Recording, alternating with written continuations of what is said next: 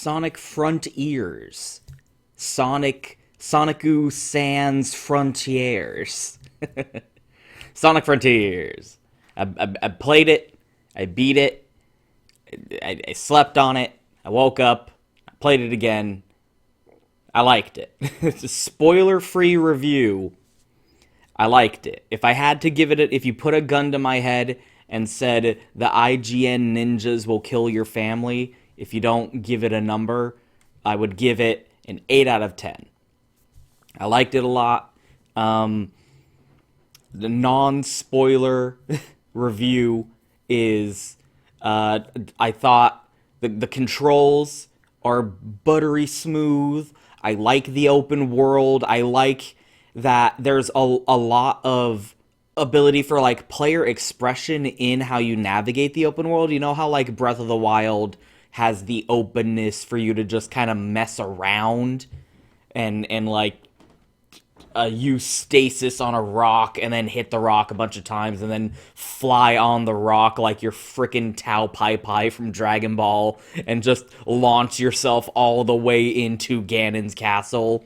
Like, it has that kind of freeform open navigation where like on Chaos Island, on the volcano island, I was like using a flying enemy to like sequence break across land masses, and you can like if you fall off a platform or if you're trying to get up to a place, there's a straightforward way to get there and then there's a non-straightforward way to get there, and the game does not punish you for being not straightforward.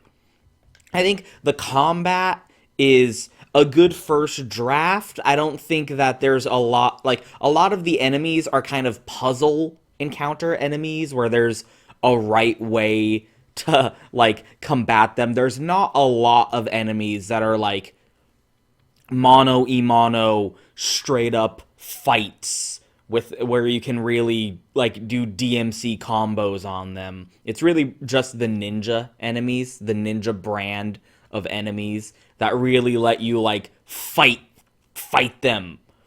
I think this is a good first draft. This is a good template to build upon for more expansive combat encounters in future games. I can imagine Virgil fights with this combat system, but there were no Virgil fights. So like the combat's a little exploity. There's a lot of first order optimal strats, but there are a lot of options. And it's a lot of fun just being Sonic and just like styling, smoking sexy style on enemies. I liked the story and I liked the writing. I'm going to get into that. This is still the non-spoiler part. The only things I think that held the game back are the typical open world tedium that you get in any open world game, where it's fun exploring the map, but eventually you're not exploring anymore. You're just running from one end of the map to the other end of the map, and it takes a while. It doesn't take as long in this game because you're Sonic the Hedgehog and he run a fast, but it's still just at some point I'm just running across a map, and you get that in any open world game. That's kind of that just kind of comes with it.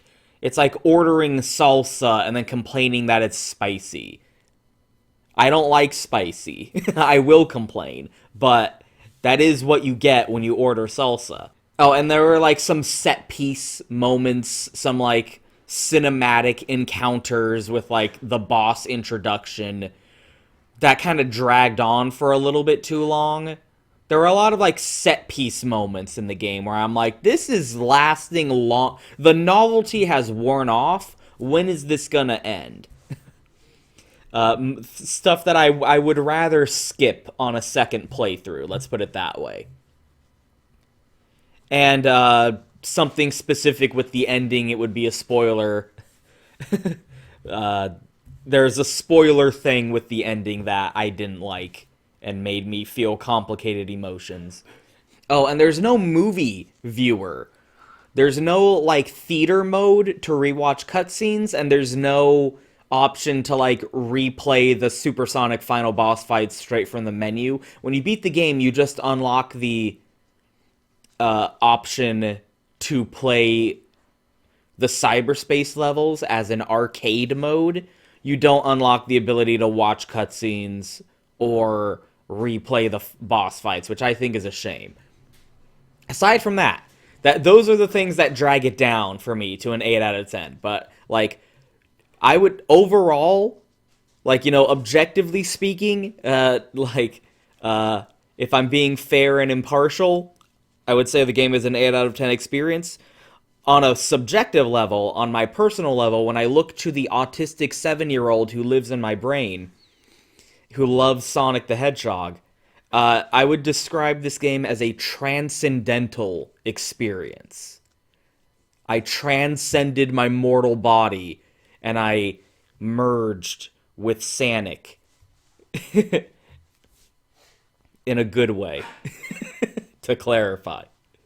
Okay, spoilers. Time to talk about spoilers, and it's time, yes, everyone, it's time to talk about Ian Flynn. So before the game came out, there was marketing about Ian Flynn, finally, our Lord and Savior, the man who writes an American comic book, has been brought in to write Sonic Frontiers.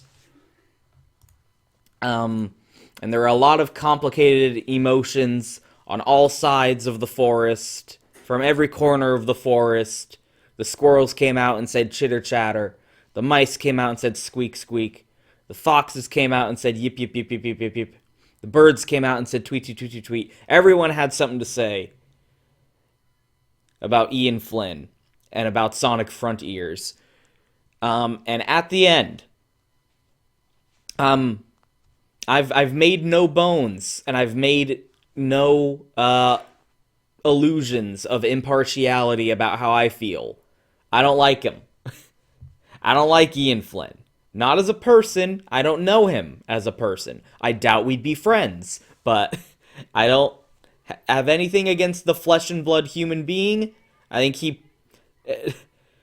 don't like judging people based on their online presence and their online activity. I think that's like judging someone based on how they act at like rush hour traffic.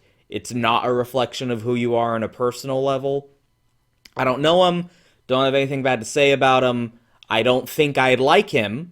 I doubt we'd be friends. But I'm not saying Ian Flynn the human being. I'm saying Ian Flynn the idea constructed by the Sonic fandom. The effigy constructed of Ian Flynn, our Lord and Savior, descending from the heavens on high to uplift the series from the torment and tyranny of the Happy Tree Friends writers.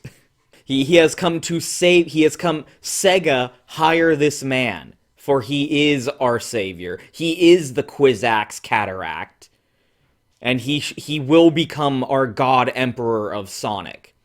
That is the Ian Flynn that I despise. Because, like, if you actually read this fucking comic book, it is the most subpar, like, written by someone who has never played any of these video games a day in his life, generic schlock, overwrought, padded, filler, like, pulpy bullshit that anyone has ever written, quote-unquote, written in their entire life. If you told me that, like, a 17-year-old who dropped out of high school and emancipated himself from his parents, who never even owned a GameCube, wrote this comic book, I would believe you. But I was not pessimistic about the news that he was scoped to write the game, because I said to myself, there's no way anything this guy fucking writes is gonna make it into the game. It's gonna have to go through 7 different filters of, like, quality assurance, editing.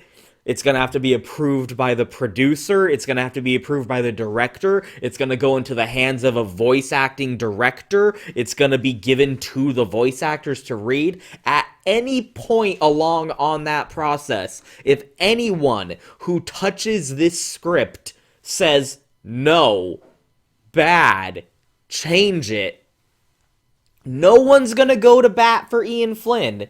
No one's going to say, no, we have to stand by what he wrote. No, it's going to go back with, like, just a page of red pen highlight notes saying, stop fucking it up. Fuck you.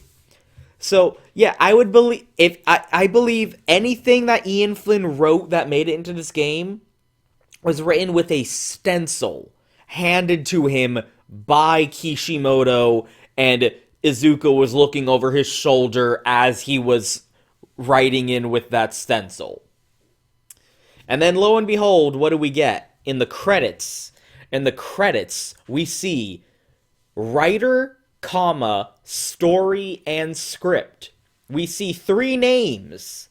Who are these names? We see Ian Flynn, who presumably was given some crayons and a coloring book, and, like, sat at the kiddie table to busy himself with while he was in the room with the other 2 people, who were Morio Kishimoto and Junpei Otsu. Kishimoto is the director of the game in general. Like, he was the director of Frontiers. He also was the director on Sonic Colors, Sonic Lost World, and Sonic Forces. Junpei Otsu was a level designer on the series. He worked on Sonic and the storybook games. He was a planner in Sonic Colors. He was a level designer for Lost World. He was the lead level designer for Sonic Forces. Seems like a weird department change, but remember, Itaro Toyota was mostly a level designer as well, before he wrote the script for Sonic Forces. So, like, it looks like that's a lateral move that others have made before. Itaro Toyota is also credited in Sonic Frontiers as a, quote, character supervisor. Now, I don't know what is entailed in the role of character supervisor. I assume he is supervising the characters. But that's just me being crazy. That's just me jumping to conclusions based on what words mean. Toyota is also credited under character supervisor alongside Kazuyuki Hoshino, Yuji Uekawa, and Karasuno. Yui Karasuno. I'm really sorry about these pronunciations. Hoshino being the character designer responsible for creating Amy Rose and Metal Sonic back in Sonic CD.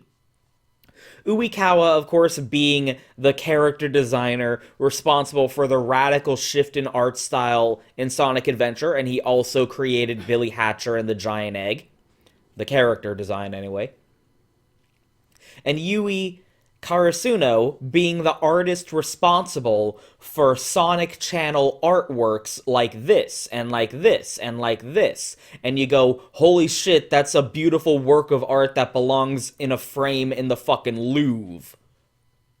So, when you're sitting here, and you're talking about the story of Sonic Frontiers, this is not the Ian Flynn game. This is not the Ian Flynn Sonic game. Whatever Ian Flynn did that was put into this game, and I'm not convinced it was very much, whatever Ian Flynn put into this game, it was supervised by 4 different people, and it was co-written by 2 other people, all of whom have been working at Sonic Team for over a decade. This is not the Ian Flynn Sonic game, whether you love him or hate him. He is not. He did not write this game and then they made the game that he wrote. You are delusional if you think that is the process that took place when they made this game, when they wrote this game. And with a video game, writing is not the thing you start with, especially not Japanese developers. Especially not with Japanese developers. The story is one of the, like, things you get around to around the 60 to 70% mark of development to fill in the connective tissue between the levels you've already made. Like, the writing is the second to last thing done right before the voice acting, if anything. So this was not something where Ian Flynn came in, wrote the game, and then they made the game that he wrote. This is a game where they looked at Twitter and said, hey, all these assholes who keep shitting on our games really seem to like this guy. Let's hire him so we can put him in the credits, and maybe these people will shut the fuck up for a change. And God bless them, it worked. But, like, as I was playing the game, what did he write? What I'm agnostic on this idea that, okay, Ian Flynn was in the room at Sonic Team in Burbank, presumably at some point, but, like, what did he write? Point to a line of dialogue in the game that was written by Ian Flynn. You convince me that he wrote it. Like, I'm not convinced. I'm sitting here at this bench table in the park, change my mind. I'm not convinced he wrote much of anything. I find it hard to believe that the guy who wrote this also supposedly wrote this?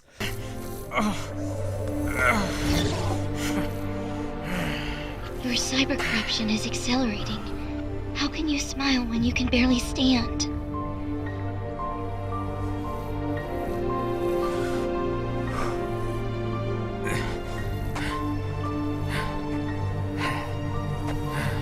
Are you sure? Do you really believe that? Like, Ian Flynn has made it clear that he has essentially complete and total creative freedom when it comes to writing Sonic the character, Sonic the Hedgehog, in the IDW comic. Is usually around like 99% what you want to do ends up in the book, correct? More or less. It's hard to put like a blanket statement on it because, you know, it's malleable. Mm-hmm. What is okay now may not be okay later, and what was not on the table before may become available later on.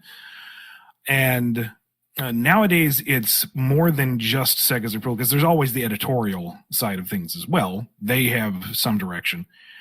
And now that Evan is lead writer, whenever I contribute, I need to take into account whatever she has going on so that I'm not throwing her off her game.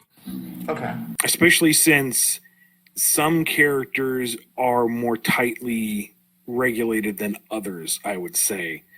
I feel like I am given more leeway to be interpretive with Sonic and Eggman, let's say, than Shadow or Gimmerel. That's weird. I think it would be the other way around. I don't know. And I try to be true to those characteristics. So I don't like to say that the comics are canon to the games in any capacity, just because the games take precedence. And if something changes on that end, the comics will have to reflect it, not the other way around. So if I'm able to do something in the comics today, that may not be true 10 issues from now, you know? Right. So I try to be true to the game characters while also putting what I think would be a fun spin on them as much as I can. As long as he's not doing something that's contrary to brand integrity, like having Sonic use a gun. Like, he has said, I have the most creative freedom when it comes to writing Sonic and Eggman compared to characters like Shadow and General, who he gets much more feedback notes about in comparison.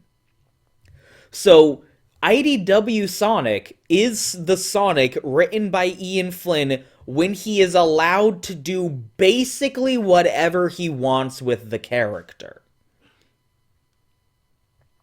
Sonic in the IDW comics is a self-absorbed, borderline sociopathic moron, a bad friend who constantly gaslights and shuts down everyone in his social group who dares refute him, and who cares more about presenting a self-image of moral superiority over actually helping people or being a positive influence on anyone. The closest Sonic has gotten to being a good person in this comic has been in a panel written by Evan Stanley, not Ian Flynn. Whereas the Sonic and Sonic Frontiers couldn't be more different. If this game was written by Ian Flynn, if the Sonic in Frontiers is born of the pen of Ian Flynn, then I ask you, where is the Sonic that we see in this game when Ian Flynn's writing the comic? Why are they so wildly different? Why is it so wildly different? If you didn't know any better, if you didn't already have it put into your head that Ian Flynn wrote this game, if I showed you this image, this panel of Sonic and Tails arguing with each other, read this. Look at this image. Percolate upon it. Would you, and then watch this cutscene. Watch this exchange between supposedly the same two characters. I'm sure you've run into this scenario already. What did you do? I helped them out. But isn't that cruel? Their battle is long over. This feels dishonest. We're not fixing the problem they think they have, but we are bringing them peace. Well, when you put it that way... Would you think that these two things were written by the same person? Would you think that this comic panel was written by the same person responsible for the dialogue in that short cutscene exchange? I'm not convinced you would think that they were written by the same person. I'm not convinced they were written by the same person. You would have to show me the receipts. Show me footage dated of like whenever this game was written. I'm assuming like March 2022. March 2021 maybe. Show me footage in the Burbank offices of Sonic Team of Ian Flynn at a desk on a laptop typing up words on a script, and show a camera angle of what those words on that script are, and then show him print and drafting that into an email and clicking send, and it goes to Sonic 3 Azuka-san at AOL.com. and then show a camera angle of Sonic Team's Japanese office. I don't know, I assume it's in fucking Tokyo or something. Kyoto? Maybe. Kyoto offices of Sonic Team. Show Takeshi Iizuka. Show him clicking on that email and opening up the script and looking at it, and then copy-pasting it, and then putting it into Babelfish, and having it turn from English words into Japanese words, and him go, yes, yes, yes. That's grand. And then, like, show me the receipts. Show me the receipts. Did you buy this here? Sir, did you buy this here? Where are the receipts? Sir, I can't give you a refund if you don't have a receipt. Sir. Sir, I need to see a receipt. I'm sorry. Mr. Flynn, I'm sorry. I need to see a receipt, or I cannot process this refund for you. So that's my final word on Sonic Frontiers Ian Flynn edition. I'm not convinced. And even whatever he did, if anything, whatever he did, this is not Ian Flynn's Sonic game. This is Morio Kishimoto's Sonic game. The other two names under the credit of writer, story, and script, if not also the names under Sonic character supervisors and director of Sonic lore, that's also a credit I saw in this game. They deserve all the laurels and they deserve all the blame just as well. You're not sliding Ian Flynn by burning this game down and trying to catch Ian Flynn in the ashes. And Ian Flynn did not descend from on high to uplift the series. Our savior, Ian Flynn. This game is good because he worked on it. Both of you, here I am stuck in the middle with you. Clowns to the left of me, jokers to the right. Ian Flynn is not singularly responsible for this game. I'm sorry, everyone. That aside, all that being said, I was sat down by the writing in this game. I was taken aback. I was not expecting it. Because really the writing in the Sonic series is usually very utilitarian. It usually is written to serve a function, to get us where we need to be for the sake of gameplay. It's very functional writing, and any insights of characterization and like narrative development is really something that's more inferred upon than being textual. It's not there, but it's something that needs to be inferred upon. I compare Sonic to Dragon Ball a lot, but only because they have so much in common. And my comparison would be, take, for example, in Dragon Ball, Goku gets married to Chi-Chi, and they have a son, Gohan. Now this, you can infer characterization on the part of Goku. This is character development for Goku. Goku got married and had a son, which means, by necessary consequence, Goku fucks. We are not shown Goku fucking. We are not shown Chi-Chi with child. With child. These are things that are inferred. We can infer these absolute facts despite the fact that they are not actually in the text of Dragon Ball. This is what I was saying about Abraham Lincoln in that one video, dude. Abraham Lincoln fucked. They just don't talk about it. No one talks about the fact that George Washington and George Washington Carver fucked. Well, not each other. Not each other. But by necessary consequence of absolute facts that we have, Goku fucks. This cannot be refuted, even though it is not in the text of Dragon Ball. Because Akira Toriyama wanted to take the story into a different direction. He did not think, what's the character development that Goku as a character needs to undergo? He was thinking, I want to have kid adventures with young Monkey Boy again.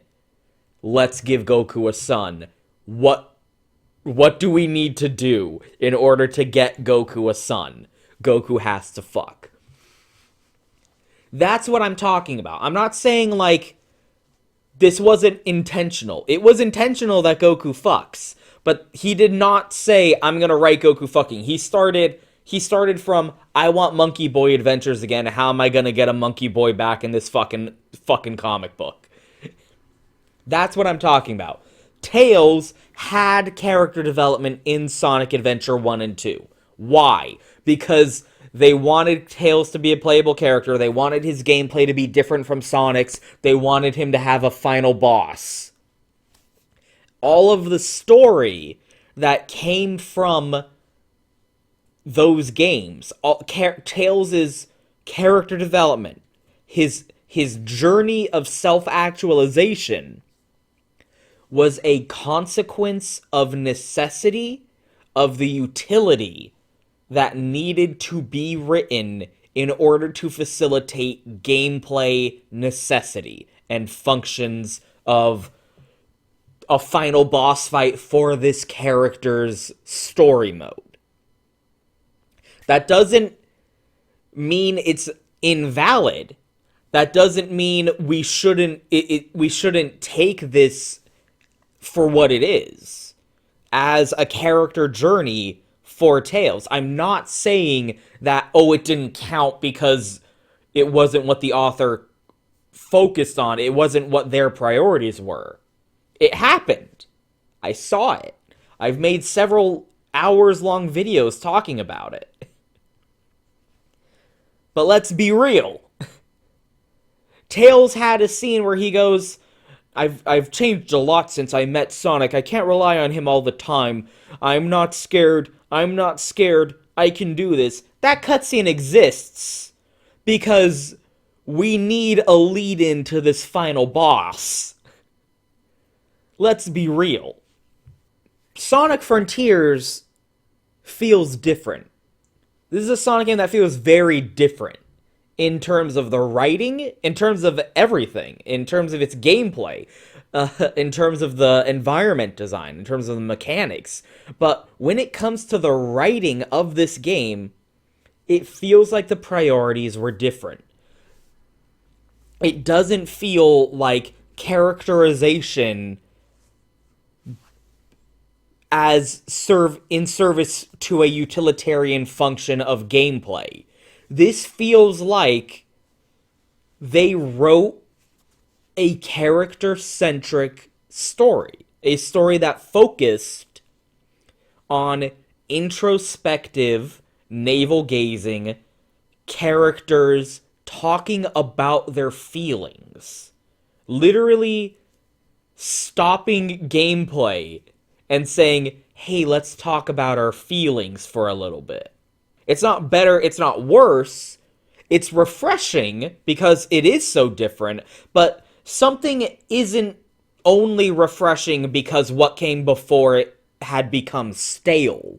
I'm not saying that what came before was stale, but it is different and it does feel refreshing. It does feel like, I wasn't expecting that. I was taken aback. Like I said, I was taken aback by how different this felt compared to what I've come to anticipate from the writing in Sonic. Not in a bad way and not in a so much better way. It's different. It's different. And I liked it. Like, I guess going at it from in chronological order, more or less, at least the order of the game. Like, I actually think, like, Amy's character journey is probably the weakest one. It's still very, like, this is Amy. This is not pink-haired Sally. Like, what Ian Flynn writes her as in the comic. This is Amy. Like, that scene with Sage, where, like, Sage shows up and starts talking shit. And Amy's like,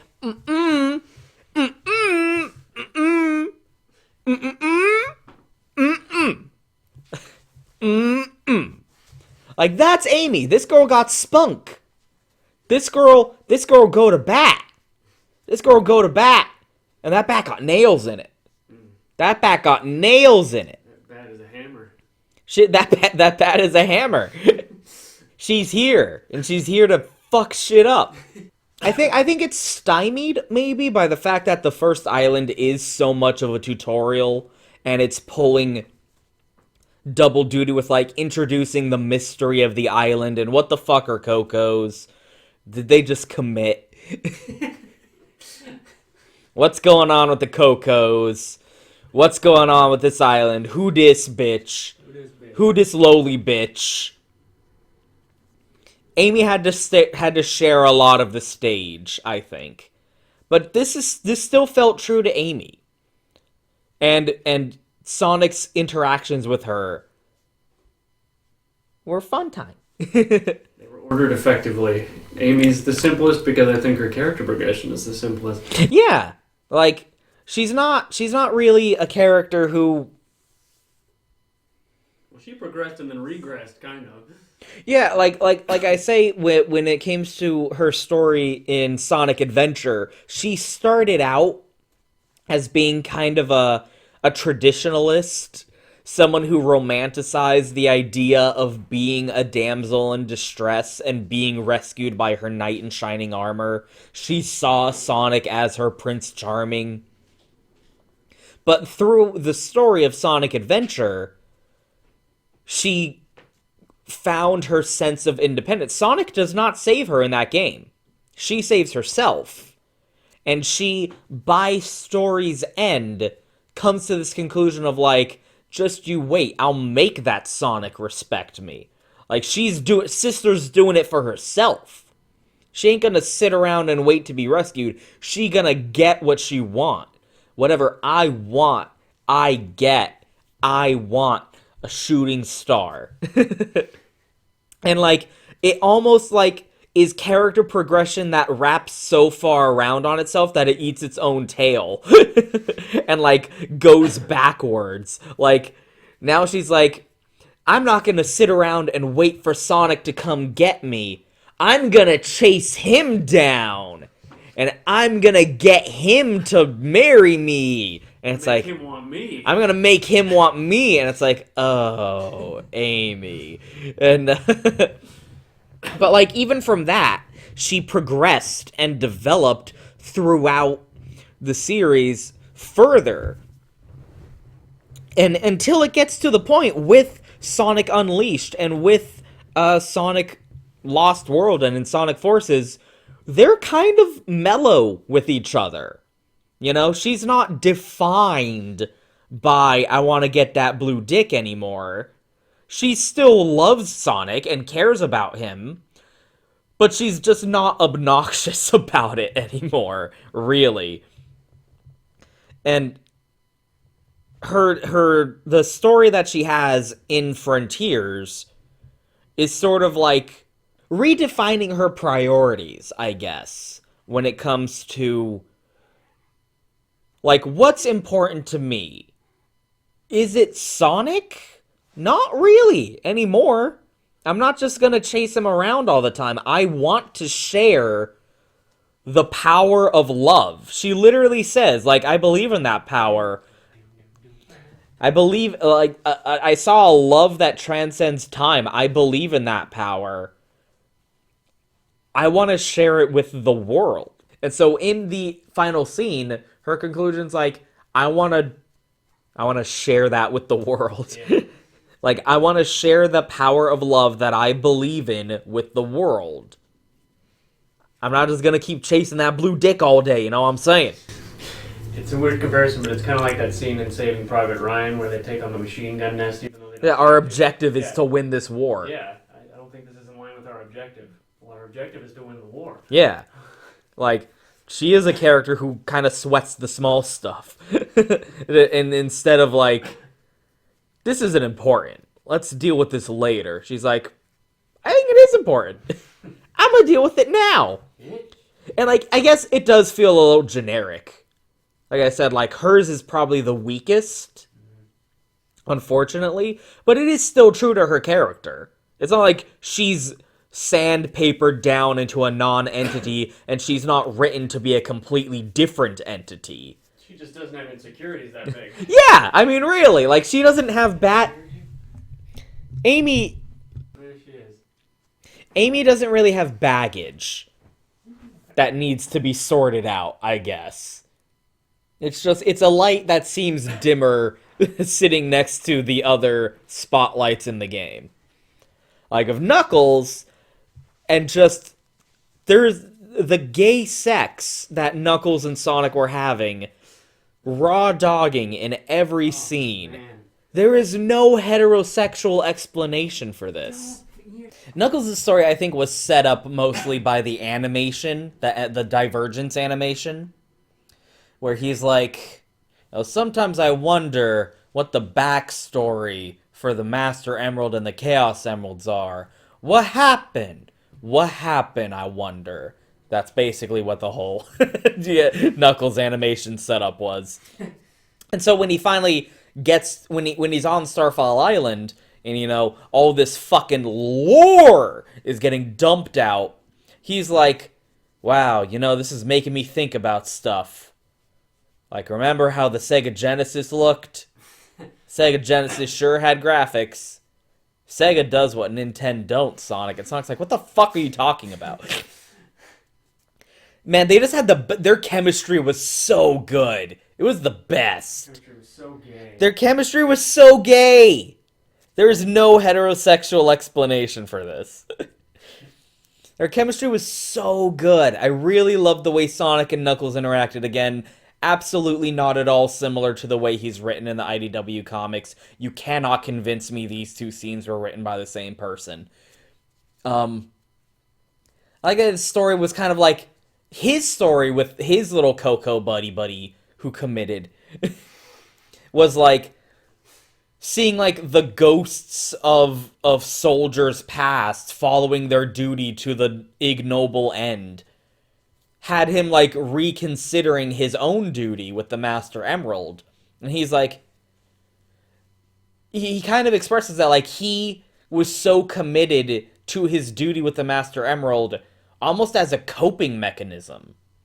Like he felt alone and abandoned, and all he had to cling on to was this idea that he's the guardian of the Master Emerald. This is the legacy of a people that I never knew, and I have to live up to that legacy.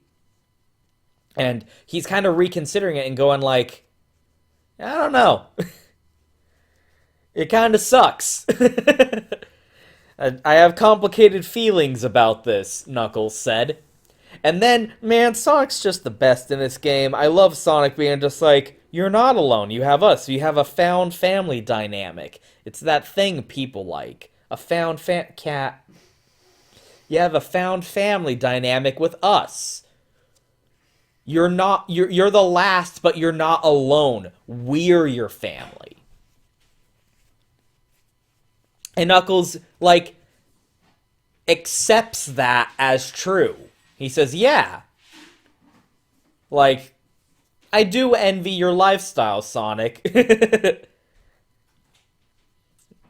I, too, would like to treasure hunt, perhaps with a cowboy hat of some type.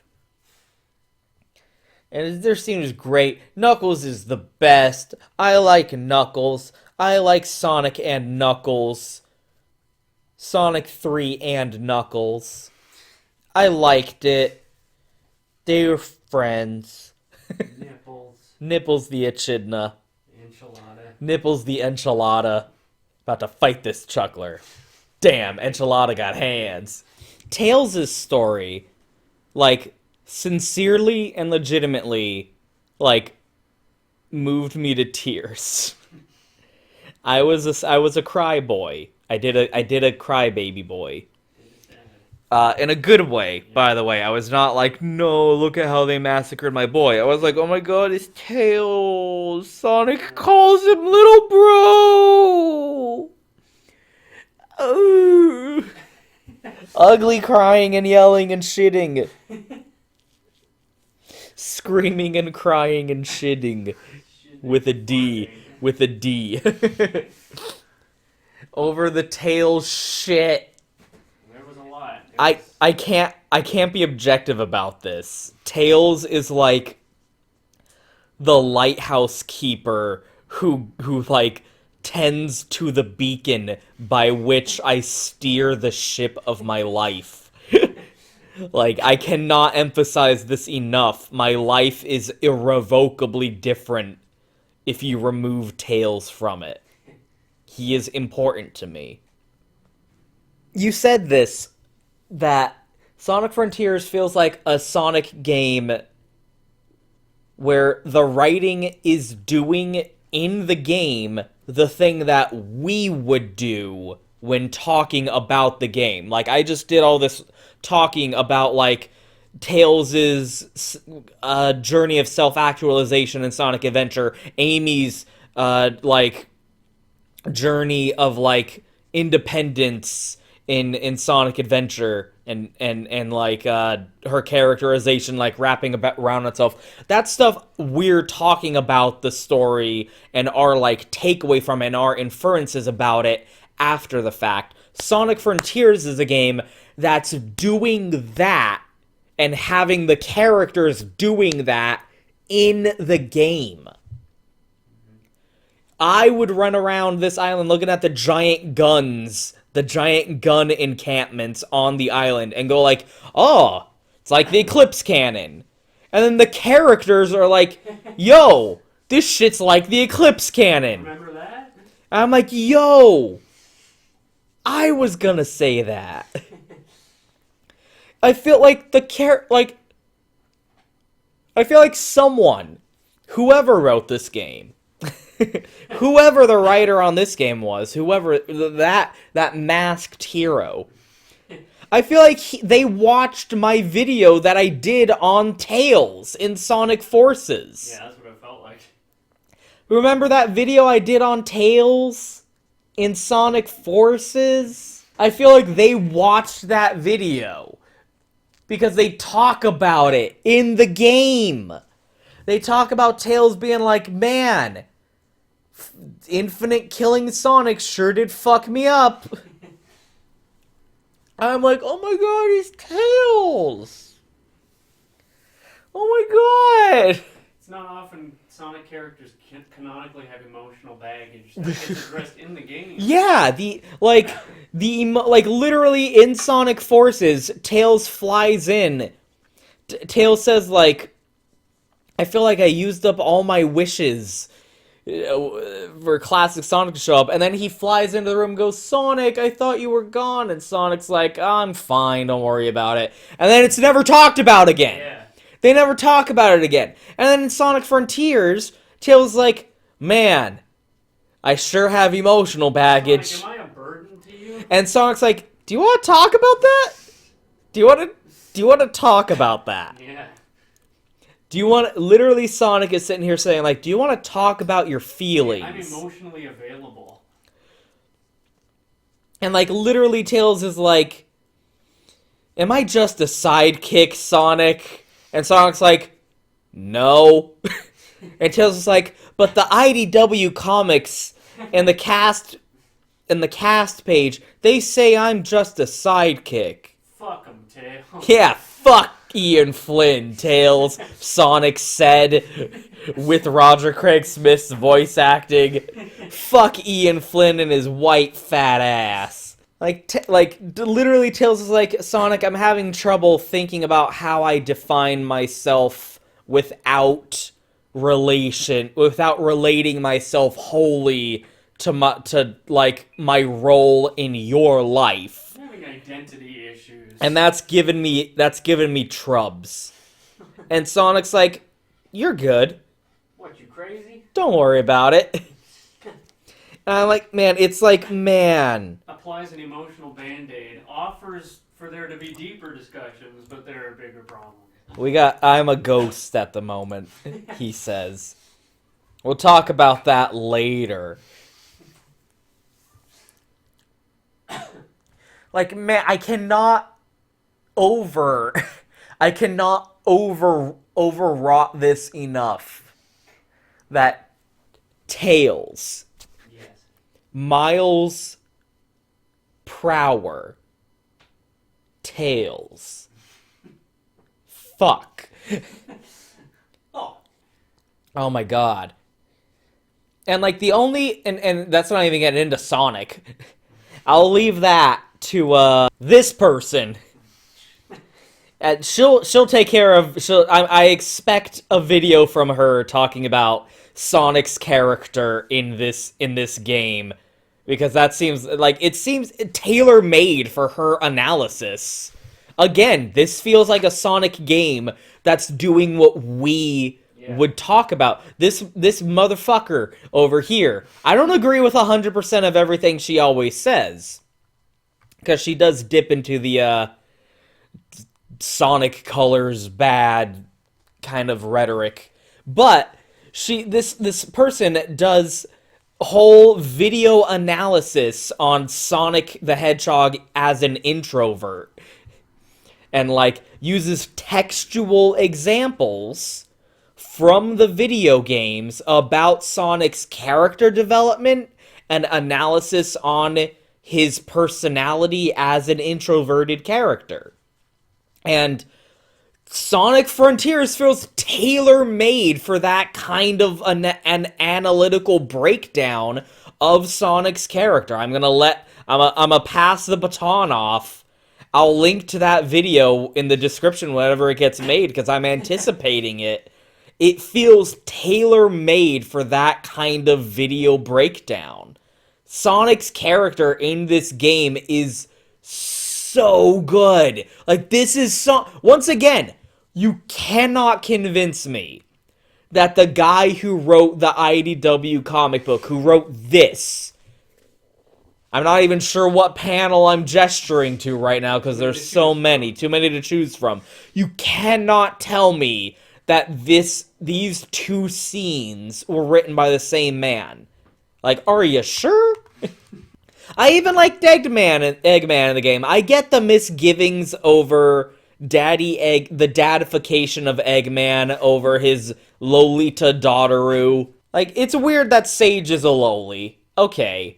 But, like, no Sonic game where Eggman flies up and sees that Sonic has tragically died due to cyber corruption, and Eggman's response to that is to laugh his ass off, uproariously going like, "Ha!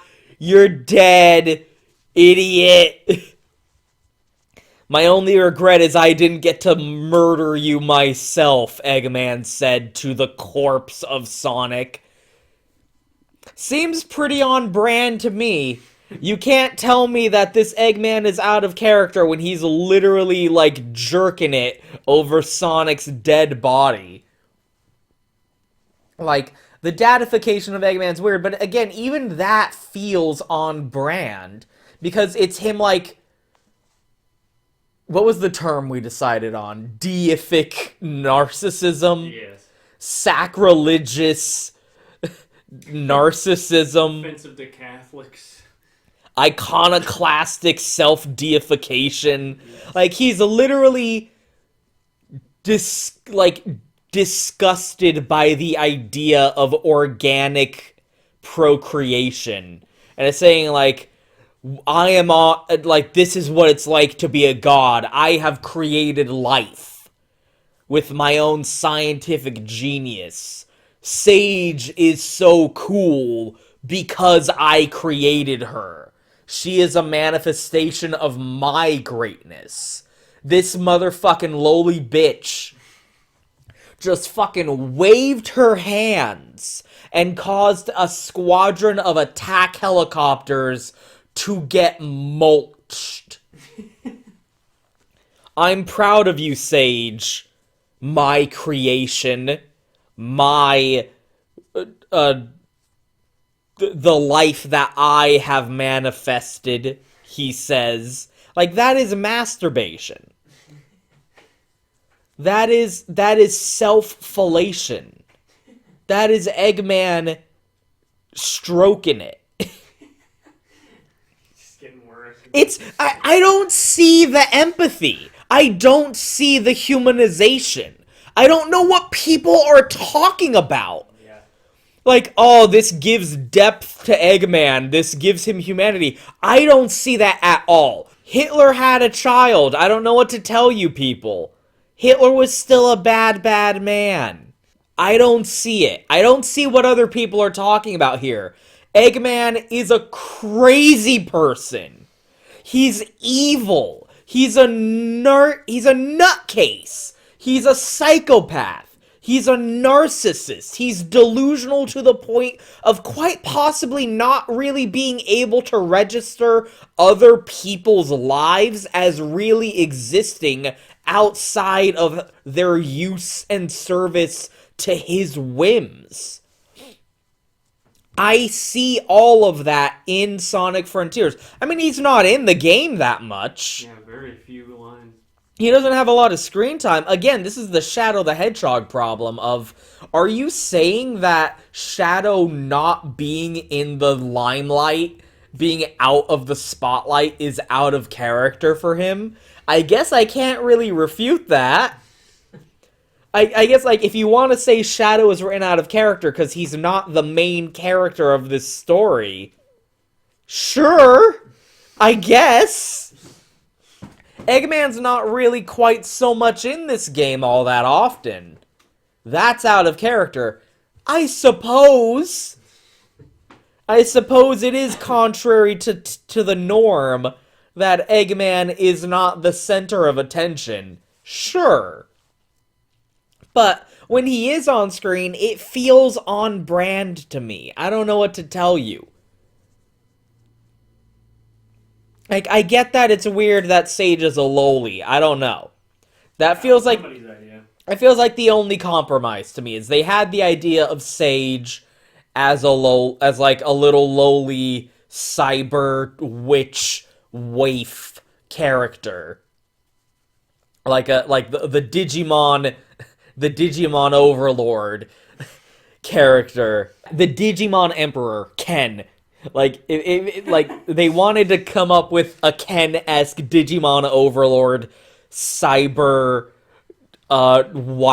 waif character who was a loli, and they came up with Sage, and then they went, okay, how do we write her in? And they said, well, she'll be Eggman's creation, and he'll see her as his daughter because he created her. Because he's daddy to all of us. Oh, Eggman is canonically a DILF. Weep. Weep. Hide your kids, hide your wife, because Eggman's coming for you. Daddy Eggman's coming for you. Like, I don't know, we had fun with it. I was joking that, like, the Siri, make your own Siri, like, 3D model VTuber avatar. It was either Clippy or that gorilla or... Yeah, like, whatever software that Eggman got that he coded Sage from, like, Cyber Loli was the template, the default template, and he didn't feel like making a model in Blender. He didn't want to hire one of those guys who make VTuber avatars to make a model for him. So he just said, oh, fuck it, I'll stick with the default, I don't care.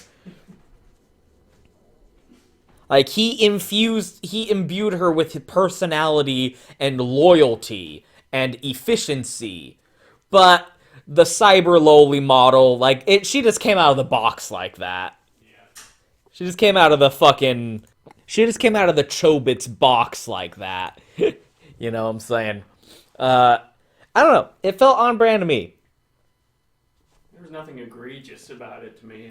Like, the only part that was weird when he was like, be careful, my daughter, at the end, as he's sending her on a suicide mission. That he basically... Be careful that you don't die before you get to the point. Like, he was sending her out knowing she was gonna die. That seemed to be the mood of the room. She's like, I gotta go. And he's like, I know. Fulfill your function. And he's like, be careful. I don't know about that. Like, that was a little weird. That was a little incongruous. I like Sage. Sage was a cool character. I liked her a lot. I was surprised by how much I liked Sage. I would not mind if she showed back up. if she stuck around. In fact, get rid of Orbot and Cubot. I don't like them. I never liked them. Get rid of Orbot and Cubot. Have Sage be Eggman's sidekick from now on. She's a good girl. Sage is a good girl. I like Sage a lot. If Sage sticks around, I would be very happy with that. Like, I don't know. Like, I'm not seeing what everyone else is seeing when it comes to Eggman. He's still an evil bastard based on what I witnessed. I don't see him having fondness for Sage as humanizing. Like, he created her. He invested time and resources into her coming to fruition. He's proud of what a good creation she is. He's like, damn, I really kicked ass making this. Good job, Daughteru. Like, it's like, have you ever written a story and you're going over the second draft? You wrote the first draft and now you're doing the second draft. And you're going through the story and you're saying, this paragraph needs to get cut. I need to remove this paragraph from the story. That hurts. It's an arduous decision to cut something that you invested creative energy and time, and you by necessity have emotional investment in something you've created. You by necessity have emotional investment in something you've created. Especially if it's your magnum fucking opus. That's the way, like, it feels Eggman views Sage as. He views her as his magnum opus. Yeah, it sucks to have to, like, get rid of it. Like, I'm not happy about the fact that this creation, one of my best creations, did a really good job protecting me and keeping me safe and kicking all kinds of ass. Really sucks that it has to die. She did such a good job, she gave her life for me. She did such a good job, she gave her life for me. God damn it, the one fucking time I make something that actually fucking works and it has to blow itself up killing a moon. Damn it. Fuck, just another Monday. I gotta make it again? Again with this shit? Fuck, it worked so good the first time. It's not gonna be the same the second time. Every time my fucking computer crashes and I gotta retype up an RP message in Discord, it sucks to have to, get rid of something you invested time and energy into and now you gotta do it again? Cause yeah, obviously he just remakes her at the end of the game. Yeah. The ending, the after credit sting is he just made Sage again. Yeah. It's not like he was like, well, now she's gone forever. Command D, duplicate. Yeah. Like, I don't know. I don't see the humanization. This felt on brand to me. This did not feel like Eggman being turned into a different kind of character. Just to validate, yeah, there was a compromise in how they had to, invent a justification for Surge's existence. They definitely came up with Sage. They definitely came up with Sage first and then decided where she fit into the narrative second. Because I think that's sort of an archetype of antagonist, is like the lowly kind of magical witchcraft thing, it's its own aesthetic, and I think they started, we haven't done that before, let's do that, and then they Yeah, figured let's out. make an evil witch girl. Yeah. And then they decide, like, they made Sage. They made the cute little cyber witch lowly waif. Yeah. And then they said, okay, what's her deal? Yeah. They drew her first and then decided how she fits into the game second. And they decided, all things being equal, the best way to justify Sage's existence is to have her be Eggman's creation. Yeah. They made that first trailer, and then they went, okay, now how does she get there? Yeah. And I liked Eggman's chemistry with Sonic also. Like, he literally is laughing over Sonic being dead. Sage is like, yo, that's a fucking Kirby-ass moon out there? That's some Kirby final boss bullshit up there. We can't have... The one misgiving that I have is I think Eggman acquiesced to teaming up with Sonic a little bit too early. Yeah. I think he that should have been a last resort. There should have been a scene of him, like, mobilizing the Eggman fleet and rallying it against the final boss, and it all getting wiped out. There should have been a scene of, like, well, shit, everything I threw at this thing, it just devastated, so that he'll be like, okay, Sonic, but even the way he did it, where he's like, Sonic, I'm inducting you into the Eggman Empire. Like, he's rationalizing it to himself as like, you're my subordinate now, do what I say. Yeah. And Sonic's just being a smarmy little shit about it. Oh, the shittest little gremlin Sonic. Oh, it's just the best. It's the best. I love it. Like, he's yucking it up. Sonic's yucking it up over, like, the misery that Eggman is feeling over needing to team up again. Like, ugh, with this shit. My Daughteru wants me to team up with my enemy. I can't believe my cyber wife Daughteru is so cute. Like, again, they even bring it up, like, you teamed up with Sonic on the Ark, and in Sonic 06, oh wait, we can't reference Sonic 06, Sonic Heroes, even though not really, but we gotta have a second example, and we can't reference Sonic 06. That's what that line said. I don't know what everyone else saw, but that's what I saw when I read that line. That's what I heard. Oh, you teamed up with Sonic on the Ark, and he's like, yeah, we were gonna fucking die. I didn't want to die. And so, like, yeah, this is a shit we're gonna die moment. I guess I gotta team up with Sonic. But, like, even their chemistry was so good. They're fucking.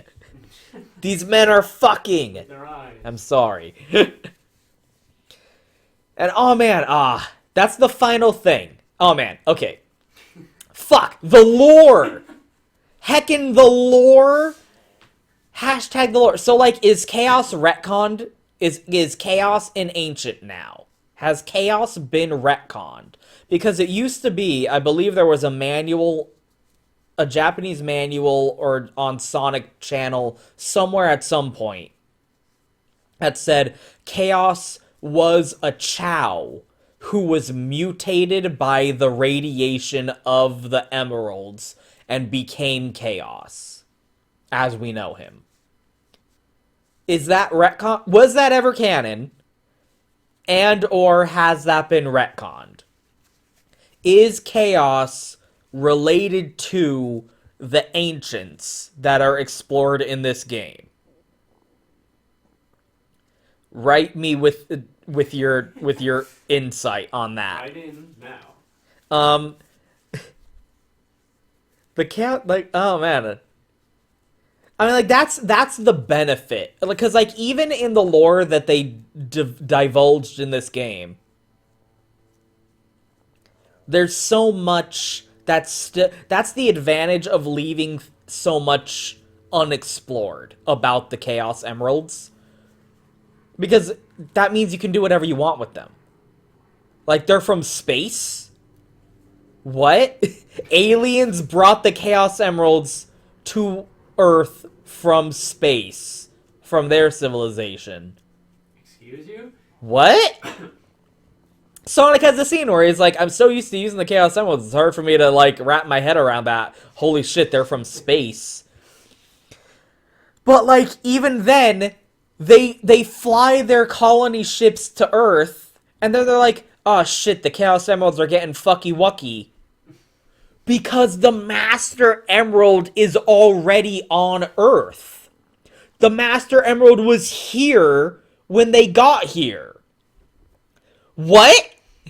Like, they brought the Chaos Emeralds, but the Master Emerald was already here, and the Master Emerald was interacting with the Chaos Emeralds. The Master Emerald already had the ability to neutralize the Chaos Emeralds, and it did so while they were still in orbit. What? And, like, they said, like, their sense of time is so borked. They said, like, tens of thousands of years ago. Like, no, it would have needed to be a lot longer ago than that. Yeah, robots that can shoot bees. Maybe 100,000 years ago. If not more. I mean, like, after, you know, the precursor species. I mean, that's a thing in sci-fi. The precursor species seeding the planet. Like, after the end came and wiped them out, and they did their big Attack on Titan genocide moment, and they're not around anymore, but they did upload their cultural memory into cyberspace. The Chaos Emeralds are now part of this planet's ecosystem. And after the Ancients are out of the picture, now the Chaos Emeralds get picked up, and that's how all of these different mythologies get created about them. Of like, oh, they're from South Island, they're from West Side Island, they're from Angel Island. All these different cultures throughout history are coming up with their own mythology about the Chaos Emeralds. And constructing the Gaia temples. And Chip is being like, hey, these are pretty cool. Let's use that to like, reseed life after it's been wiped out by Dark Gaia. Like, well, like, they'll play a role in that.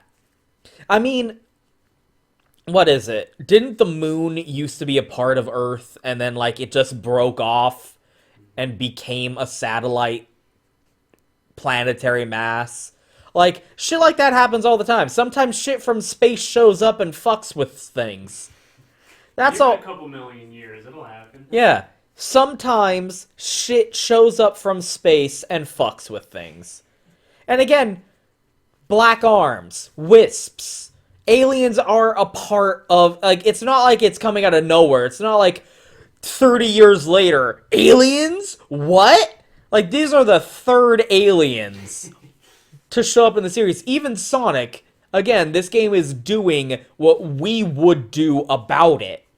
Sonic is literally going like, oh, I guess it makes sense that it's aliens. Aliens, got it. Got it, aliens. Okay, that tracks. Literally, he's saying like, yeah, I guess that makes sense now that I know they're aliens. Oh. You should have just opened with that. Like, I guess I should have figured. And then the ending. I'm left with mixed feelings about the ending.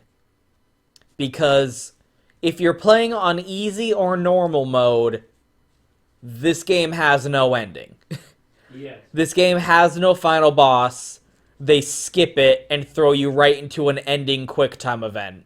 Not even doesn't have an ending. Its ending has been excised. Yeah, like the bloody, gory seam where a final boss was ripped out on the lower difficulties. Yep. It's hard to let that slide. Yeah, that's a bit egregious. I question the creative decision behind this. I feel like this had to have been a result of a messy background, like behind the scenes debate. Yes.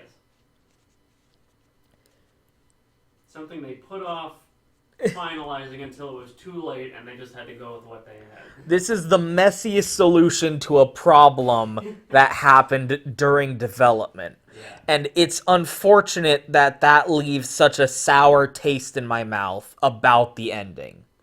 That if you're playing on easy mode or normal mode, you missed out. And we saw it happen when we were streaming the game. That happened, and we noticed. Yeah. And we went, what?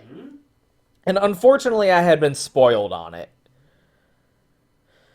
But I mean, I would have figured it out anyway. I would have been like, what? And I would have reloaded my save, and I would have I probably would have thought of that. I probably would have thought of trying to do it on hard mode and see if there's any difference. Yeah. And there would have been. But it's unfortunate that there's the possibility of missing out on that content. Like, what were they thinking? And why did they do this? You could have easily just given more hit allowances. Just like, give you 7 extra mans instead of 2, which is what it is on hard mode. Yeah. Extend invincibility time. I don't know. Have the number of hit points that the moon has.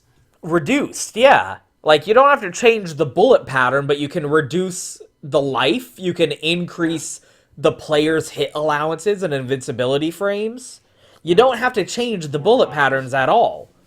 You're allowed to get hit like once. Yeah. In hard mode, make it so that you're allowed to get hit 4 times. Or just infinite life. Make it so you can't lose, Yeah, basically. exactly. Yeah. Make it so you can't lose. You didn't have to just skip it. That was weird. Yeah, the boss fight with Azrael. And I find it so unfortunate that that does leave such a sour taste in my mouth about the ending. Because if it weren't for that, holy shit, best ending ever. I was losing my mind over that ending. A fucking Kirby shmup final boss in my Sonic game. A Kirby shmup. A Nier Automata shmup. An Ikaruga shmup. Final boss in Sonic. Sonic has his final supersonic fight. And then it turns into a shoot 'em up in space with the moon? An evil moon that's going like, I am the Alpha and the Omega, fuck you, Cthulhu moon. The fucking corpse moon from Dead Space 3? Fucking Yogg-Sothoth? I was losing my mind, dude. That was so crazy. Holy shit. And it's not like it came out of left field because they tutorialized the shmup gameplay with the hacking minigame. There's a hacking minigame on Tails' island. There's 2 hacking minigames on the final island leading up to that. So, like, they do tutorialize you on it. It doesn't come out of nowhere. But, like, holy fuck. That's so nuts.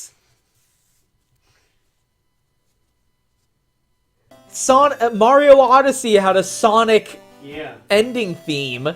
Sonic Frontiers had a Kirby ending theme. A Kirby final boss. Dude, that was so fucking rad. I got emotional about it. I had emotions. As I'm carrying the weight of the world. And we're just proud enough that I can save every one of us. But this is true that I'm only one hedgehog. Someone played fucking Nier Automata. I'm just saying. Someone at Sonic Team played Nier Automata. I'm just saying. Oh my god. Man. Sonic front ears. Front smears. The ears are right on the front there. Holy fuck.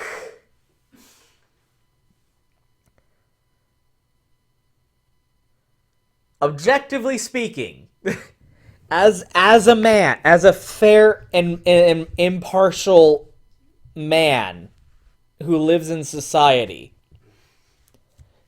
8 out of 10. Best game ever made.